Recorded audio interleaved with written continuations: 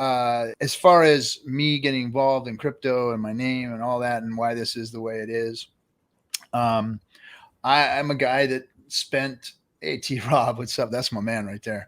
I spent 30 years in an industry where I worked my ass off, 14, 16-hour days, 6 days a week, raised kids that didn't know who I was, got up before the sun came up, got home when the sun came down.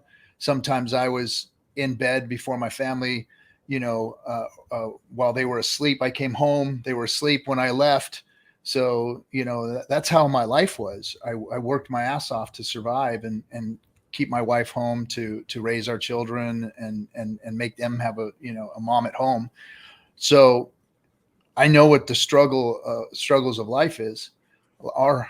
And I was always looking for something because I invested in this thing called the 401k, right? So it was like property, 401k, businesses on the side, those kinds of things. What thing was I going to do that was going to get me out of the poverty that I kept seeing myself slip into? No matter how hard I worked, no matter how many raises I got, my life was sinking into this abyss of, I was never getting ahead. It was like I was drowning all the time, trying to get my head above water, and for 30 years. So on the side, I was always looking for a side hustle, a business, trying to do something that can turn that 401k around and at least give me something to retire on. And I left the industry I was in for a little bit and started working for one of the big giant telecommunications company, the most giant telecommunication company. And I started learning about technology, and I was always interested in the internet and had the Commodore 64 when I was a kid and stuff,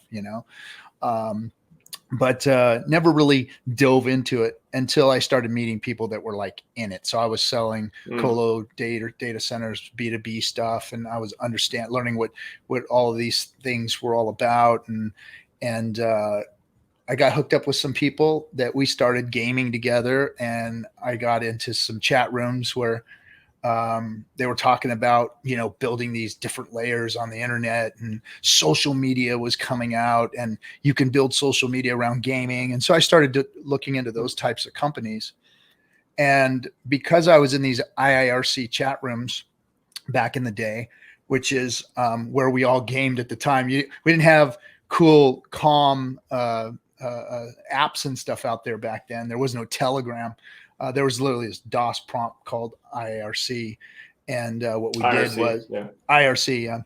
And we'd go on IRC, we'd chat, but there was Bitcoin forums were in there and crypto forums were in there.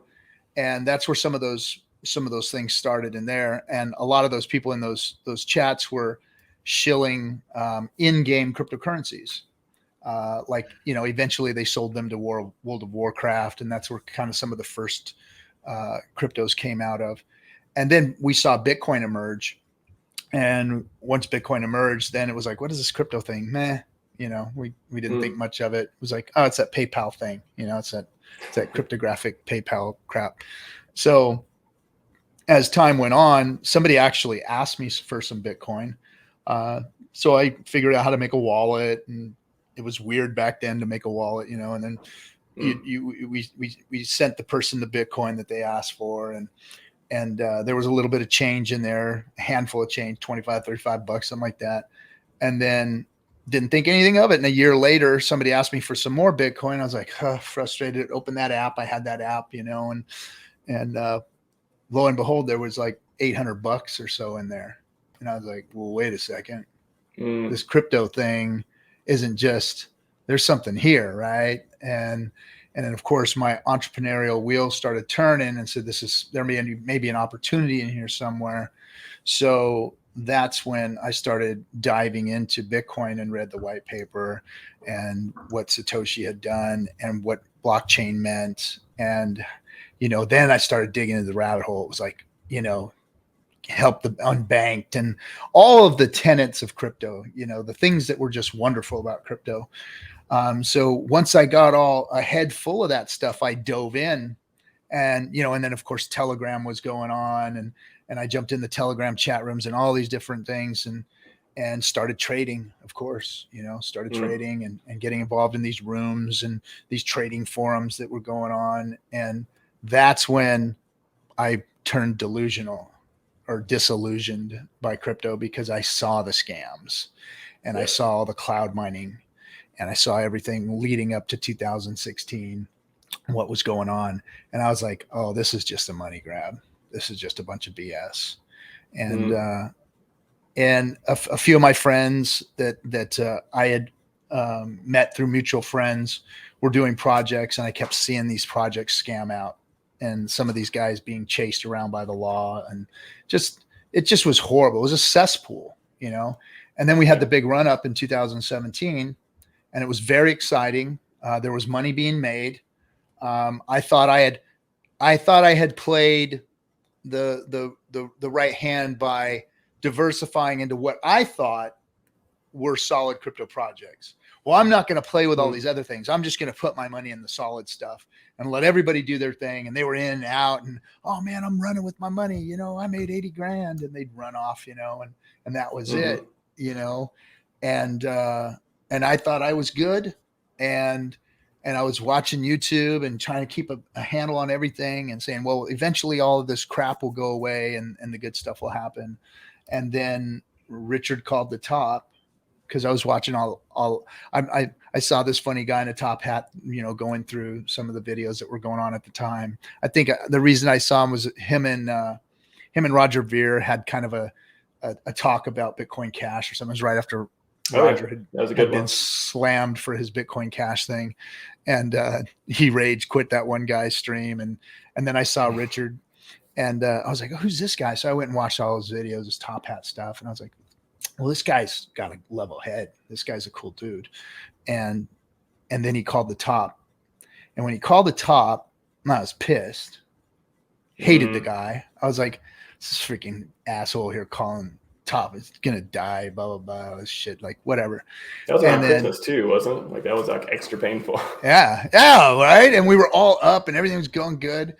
And then I was like, I'm not gonna watch that guy anymore. And then I sat back, and I was so angry because it started crashing. Everything started crashing, and it was crashing hard. And one of the things that made me really bitter is I had a cousin, right? And I had gotten him into crypto and Bitcoin. And right before Christmas time, he said, hey man, I'm running with my money. And he ran off with, he had made like 100 grand, and he was laughing at me all the way. Like, I'm taking off, this thing's going to crash, and I'm like, yeah, whatever. He goes, you should pull money off the table. I'm like, nope, you got to hold this stuff, man. You got to hold it, And hey, on a long time horizon, you're working out. I mean, your way is the right way on a longer time horizon. It was now that in retrospect, of course, but at the time it was painful because I had family members laughing at me. I was mad because they were right at the time. And this freaking silly guy with the top hat, told me that was going to happen, and I didn't listen to him.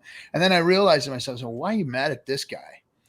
And I looked at it, all of his stuff, and I'm like, this guy, he's really a good guy. He's trying to change people's lives and help things and this and that. He had the top hat and the silly hair and all that. And I said, you're mad because he was right. That's why you're mad, is because he was right in the situation you're in you don't like. So maybe you should you don't want to hear. He's telling you something you don't want to hear. And he was right. So back to Richard and started watching what he was saying. And of course, at that time, I happened to catch him say, I'm going to make my own cryptocurrency. And all I can say is what a lucky moment for me to have heard that. One of those kind of divine inspiration moments where I heard Richard say he was going to do something. I'm going to follow this guy and watch what he does. And of course, watching how Hex evolved, and how it was, it was called different projects before Hex, and then it finally morphed into what it has become. And all along following it, waiting for the launch, 4 more months, all that kind of stuff, and then saying, okay, I'm either out of crypto, either this guy's the real deal and what he's doing and what he's saying is true and right and good in crypto and what I've been looking for, because everything that he said and everything that he built resonated with me. The whole thing about, having a time lock on your crypto and delayed gratification, it just resonated. It was like, that's what I'm talking about. I'm talking about a working guy's way to put an asset away that is moving quick and growing fast and can help, a lot of the population with what's going on out there, especially guys. Who gets rich in crypto? Holders, founders, exchanges. Always remember that. Holders now, right? yeah, especially with but you're right. Even through Bitcoin, if you had held from the beginning and you're sitting here today, even at a big dip, you're still doing great. So he did it. He launched it, and it was everything that we were told it was going to be. And at that point, in my life, there was my father. I grew up in the black and white Errol Flynn days. My dad would watch these movies, and he was always into pirates, and so my dad was a pirate. That was his thing, and so I always kind of took on the pirate mantra, and it just fits so well in this space, because that's really what we're doing. We're pirating finance. We're taking it, in the golden age of the pirate back in the 1700s, when the gold was being stolen from the native people of this land here and the Americas. As they were taking that gold away, the pirates were coming and taking it back for themselves. They said, okay, well, we're gonna privateer, and we're gonna take you guys are stealing it anyway. We're gonna steal it too, and that's kind of what the whole thing was. The pirating was all about, and that's what I feel like we're doing. That's kind of the just the atmosphere right now. And then after Hex launched, and I told my dad, what was going on, and he was excited about it, and he was really cool with it. I lost my father that first year that we were in Hex, and sorry to hear that. Thank you. And so just keeping with the name, I am the third. The RG is just my initials. So my grandfather, I was named after those folks. So I'm the third. So that's kind of how it goes. And it was just kind of a little nickname that some of the people at work used for me, because they were all football fans. And RG3. And that guy was garbage at the time. So they wanted to bust on me. He's good for a while. He was good for when he first came out, but then he quickly became became garbage. that was during the garbage days that I got the nickname. But I guess you don't get to choose your nicknames, so I just stuck with it and let it go. And so here we are today. RG3 is the nickname. The pirate motif is from Dad, and I own it. And honor my dad, and I think we're out here pirating, and this community itself, especially with the F and Hangout and Discourse Syndicate, and what we did by just opening up the stream to everybody, was just like it was like a ship full of pirates, like just a bunch of people out there trying to yuck it up, arguing, fighting, doing really ridiculous crap on stream, and it was fun. It was funny. Sometimes it got serious. Sometimes it got really out of control. But it was what it was. And it's been part of the community from the beginning. And a lot of people have spun off from there and done way better than we have here at Discourse Syndicate, or at Discourse Syndicate.